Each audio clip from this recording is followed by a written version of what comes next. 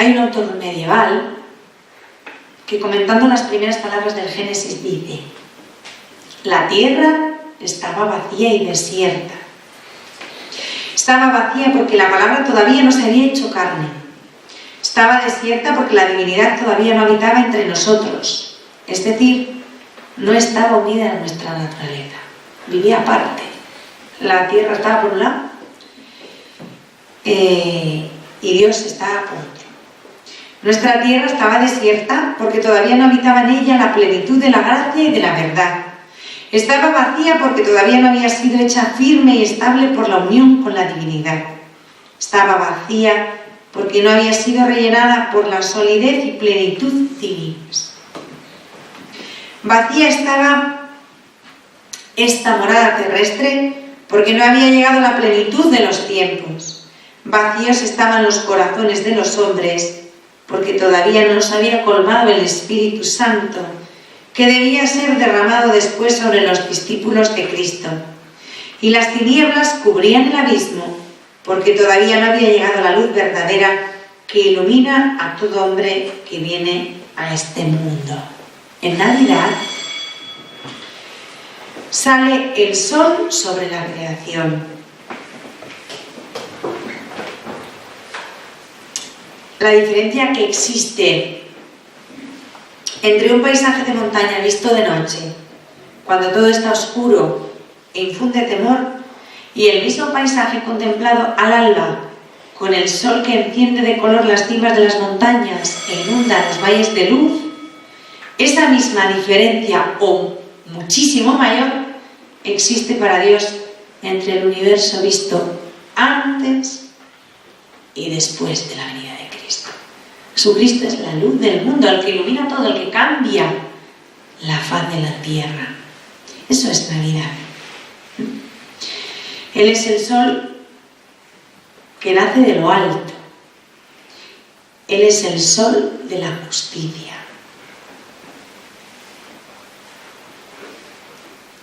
A partir de la Navidad, Dios ya no tiene que preguntarse en quién voy a fiarme, que dice Isaías 66:2, porque ahora existe un punto del universo al que el Padre puede volver su mirada y encontrar toda su complacencia. Hasta ese momento no existía. ¿Quién puede decir lo que provoca en el Padre y en toda la Trinidad la nueva existencia aparecida en la pobreza de Belén y en aquel niño frágil que llora? ¿Qué sentimientos provocan la Trinidad en el Padre la contemplación de Jesús recién nacido? Pensad que si nosotros, que somos unos malos bichos, bastante limitados y con un corazón pequeñito y duro, nos conmueve pensar la ternura infinita que produce en el seno de la Trinidad la contemplación de Jesús recién nacido. Intentar pensar por un momento los sentimientos del Padre contemplando a su Hijo recién nacido, escuchando el llanto de Jesús recién nacido. Ahondar en esos sentimientos de la Trinidad es ahondar en el misterio de la Navidad. Si las entrañas del Padre se conmovieron contemplando a su Hijo en la cruz, en el Calvario, en Getsemaní, llamándole Padre, Padre mío, ¿qué sentirían las entrañas del Padre al escuchar el llanto de aquel niño?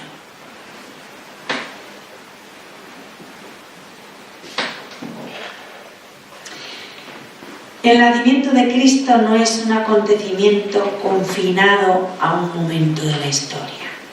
En un momento de la historia, en un momento dado del tiempo, Es verdad que eso sucede, cierto, pero no es un acontecimiento que queda ahí, circunscrito a ese momento dado, ¿no? A ese momento concreto.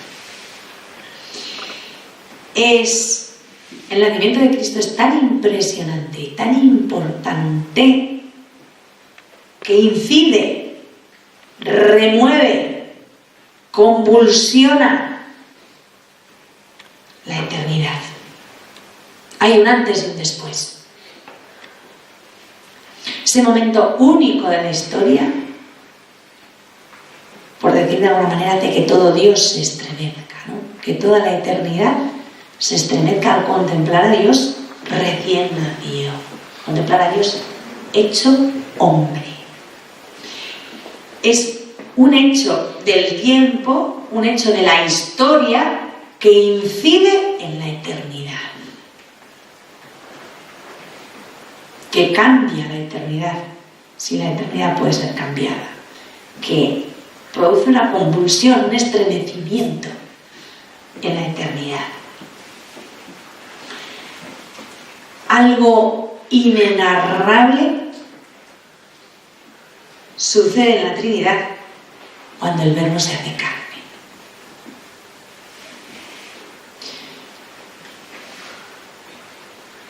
Por decirlo de alguna manera,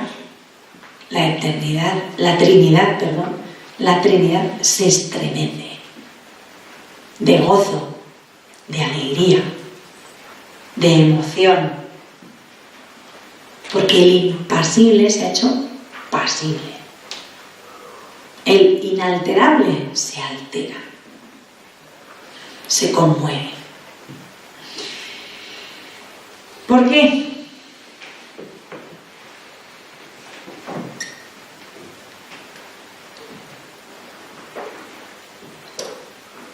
A ver si lo sé decir, porque yo lo sé, pero no sé decirlo. Porque Dios en sí tiene todo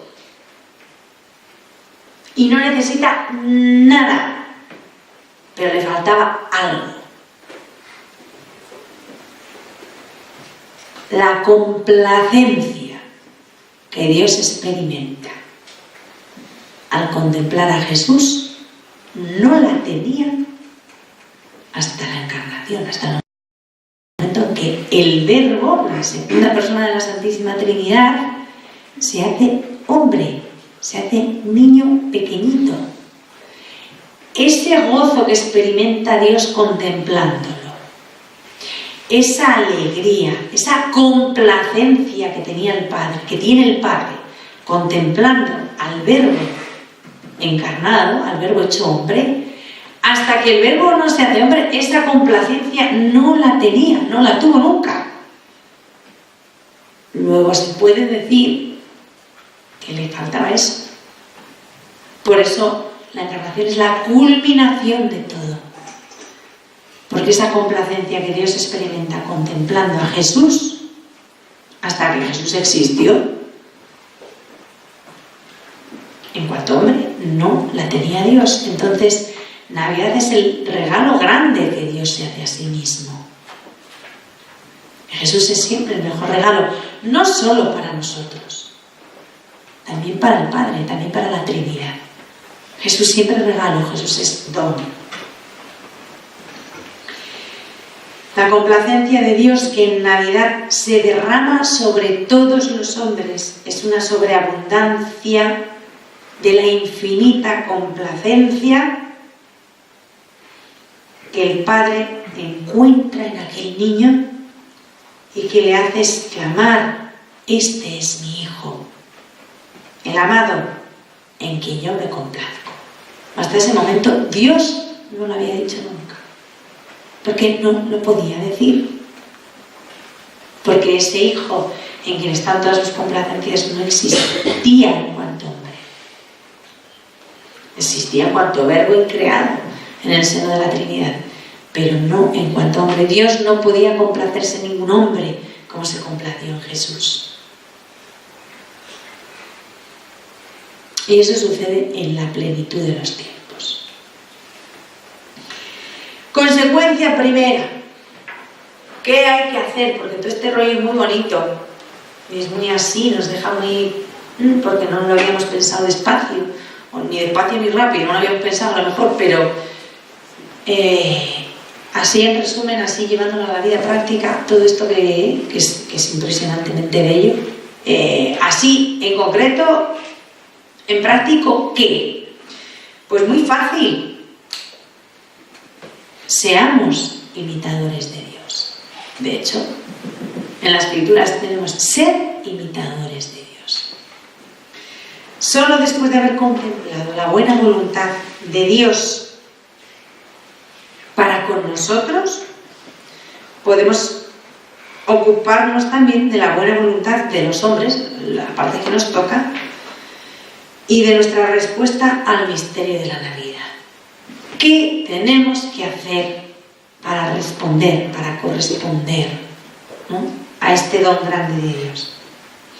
Pues esta buena voluntad nuestra hay que expresarla, y tenemos que expresarla imitando el modo de obrar de Dios.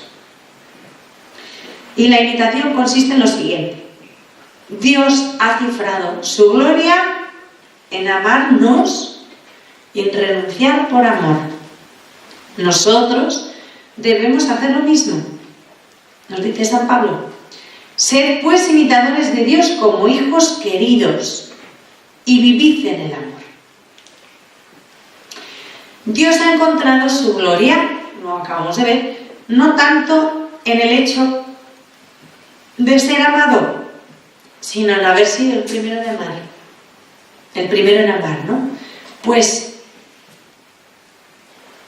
tenemos que ser imitadores de Dios, en lanzarnos a amar y no buscar tanto el ser amados. Dios no se ha contentado con amarnos con un amor de beneficencia. El amor de beneficencia no tiene que ver con dar limosna, ni ir a la beneficencia, sino de hacer el bien. Benefacere, hacer el bien. Beneficios, hacer el bien. Eso es beneficiar. El amor de beneficencia es un amor que nos hace el bien. Y Dios nos ha contentado con amarnos haciéndonos el bien, el mayor bien que ha podido, que también lo ha hecho. Sino que ha dado un paso más y ha querido amarnos con un amor de sufrimiento. Es decir, llega para nosotros el día, la hora, en que ya no basta dar, en que ya no basta donar. Hay que hacer una cosa mucho más difícil que donar, que es perdonar. Hay Dios, exacto, hay Dios y siempre lo habrá. Qué difícil, pues sí, mucho. Tiene gente que le dice, hay Dios, y yo digo siempre, y siempre lo habrá. No dudamos de que Dios existe, pero qué difícil, claro. No basta donar, no basta hacer el bien. Dios no solamente nos ha dado, nos ha perdonado. Dar para Dios es facilísimo, pero tiene más que nadie y no se la acaba. Lo que es difícil es perdonar, no donar, sino perdonar. No pongáis esa cara, que hay que hacerlo con alegría. Es que la cara de aquí es de, ay, se nos ha chafado la Navidad. Ay, Dios mío, vale. No. Hay que dar, y dar con alegría. No basta hacer regalos. Hay que regalarse uno mismo a los demás. Yo os doy todo, pero a mí que no me toque nadie. No vale. Dios no nos ha dado todo, nos ha dado también. Se ha dado a sí mismo. Nos ha dado a su único hijo. Nos ha dado su corazón, su vida. Se ha hecho uno de los nuestros. Se ha dado a sí mismo.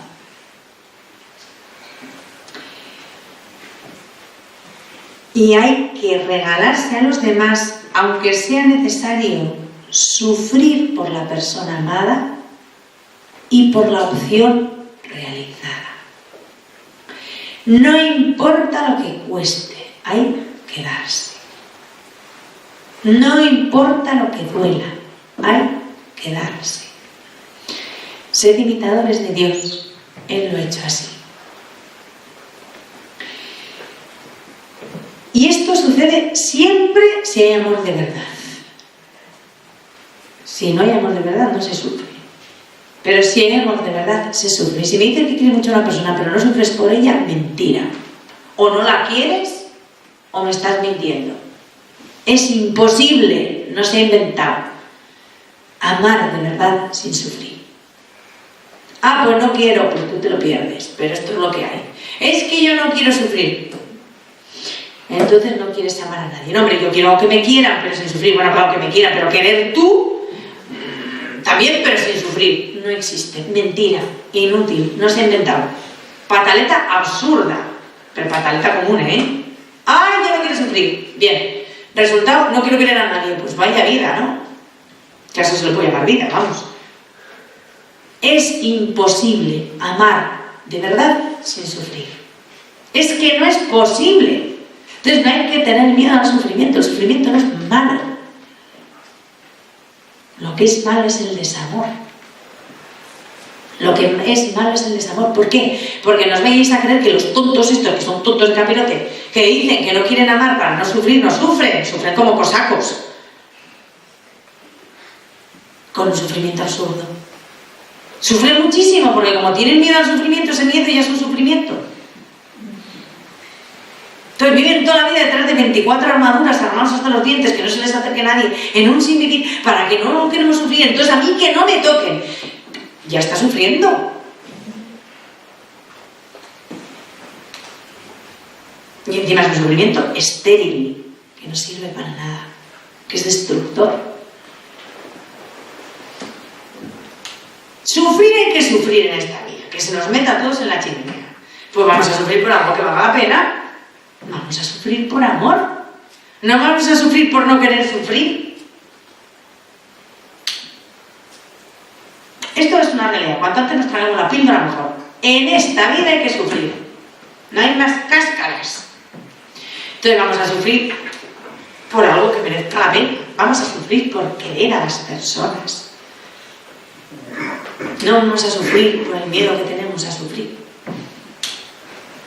Que a su vez el miedo que tenemos a sufrir, por el miedo que tenemos a sufrir, más el miedo que tenemos a sufrir porque sufriremos si tenemos el miedo, todos grillamos, mira, todo el mundo sufriendo.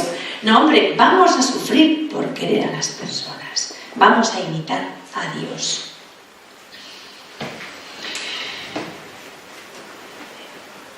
Y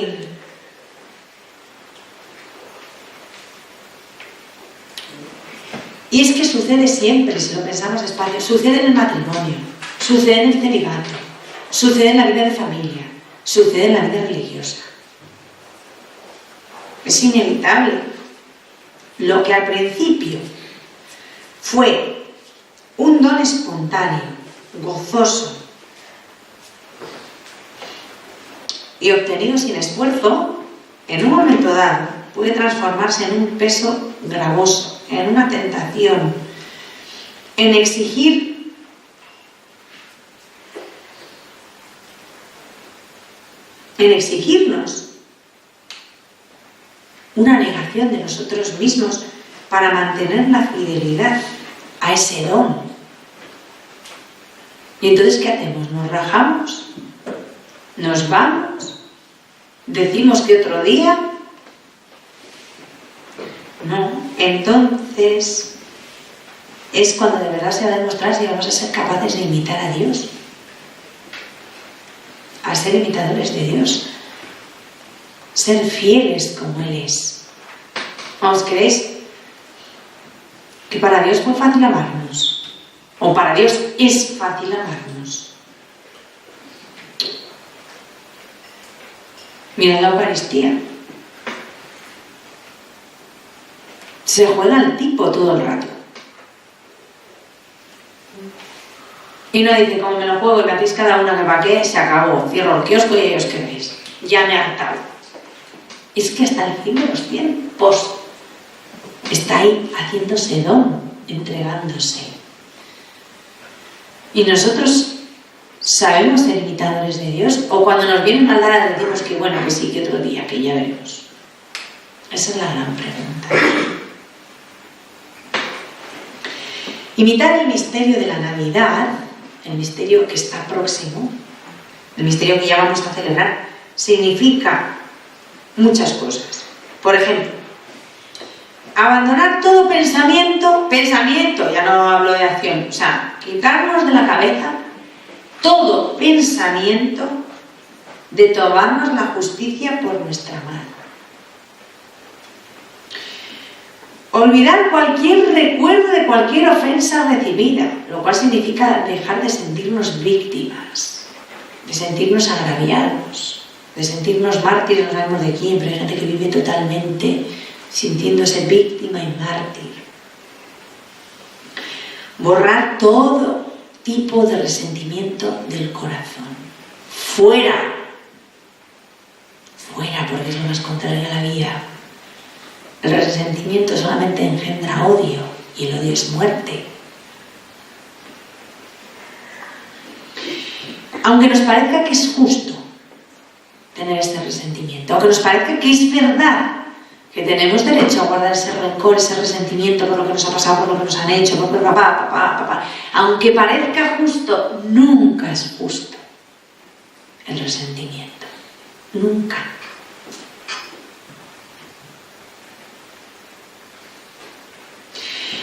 Significa también no admitir voluntariamente ningún pensamiento. Daos cuenta que estoy hablando de pensamiento, no hablo de palabras ni de obras. O sea, la raíz está en el pensamiento, porque lo que se tiene en el pensamiento es lo que luego se exterioriza en palabras y en obras, ¿no? Entonces la cuestión, la lucha al principio de las cuestiones está en el pensamiento, atajar las cosas en el coco en cuanto aparecen, ¿vale?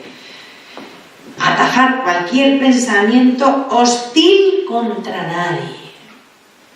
Hostil es un calificativo castellano que viene de una palabra latina que es hostes, enemigo.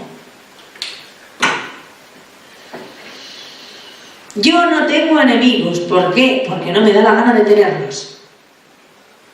Ah, ¿no? No. Yo no sé si alguien me tendrá por enemigo. Yo no tengo a nadie por enemigo. No quiero tenerlos. Porque si tengo a alguien por enemigo, inmediatamente, impepinablemente, automáticamente, en mi mente y en mi corazón, le coloco en un lugar, el de los enemigos, donde está aquello hacia lo que yo alimento hostilidad. No quiero. Y si alimento hostilidad, voy a alimentar violencia, rencor, odio, muerte. Solución: no tener enemigos. Si otros me tienen a mí por enemiga, ese es su problema. Pero yo no tengo enemigos. Puedo tener personas con las que no estoy de acuerdo. Puedo tener, si queréis, adversarios. Pero nunca enemigos. Un cristiano no debe tener enemigos. Dios no los tiene. El único enemigo de Dios es la muerte y ya la ha aniquilado.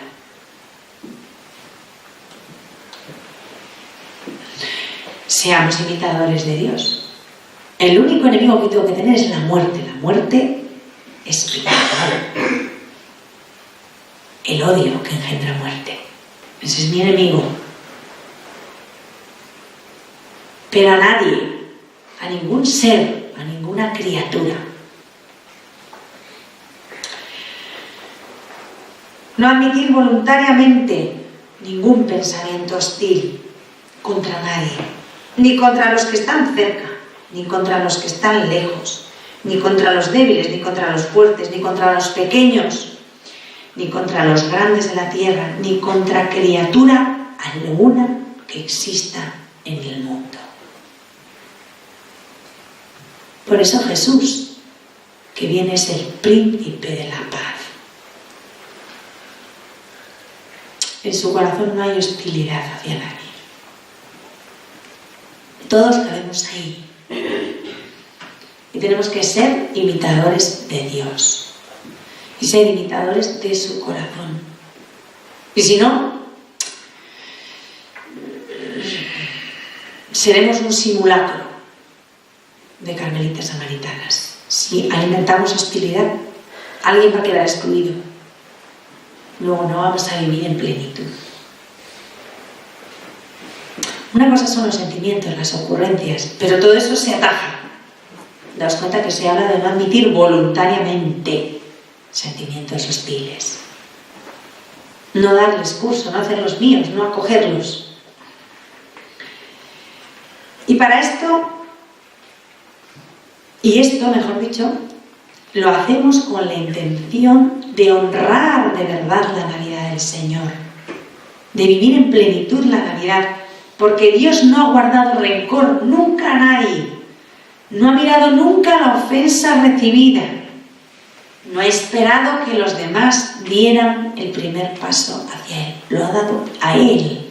Y la Navidad es la manifestación clamorosa, descarada de ese primer paso que Dios da hacia nosotros. No, y hasta que no vengan a pedirme perdón. Esa no es la actitud de un cristiano. Hay que salir al encuentro. Si en esa persona no encuentras apertura, no encuentras acogida, no te recibe con hostilidad, pues lo sufres como nos sufre Dios a nosotros muchas veces. Pero es que para que yo no doy un paso, yo no me acerco, pues así no se puede. Eso no es cristiano. No lo es. La Navidad es el primer paso descarado de Dios hacia nosotros. Viene. Por eso tenemos que ir hacia aquel que viene. Y salir hacia los demás como Él sale hacia nosotros. Es que no tengo ganas, pues te aguantas. Es que me van a sacudir, más le sacudieron y le seguimos sacudiendo a Él. Es que no me van a recibir, también Él vino a los suyos y los suyos no le recibieron. Es que no hay excusa. Es que el hecho de la natividad rompe todas las excusas que nos podamos inventar para no ir, para no dar ese primer paso.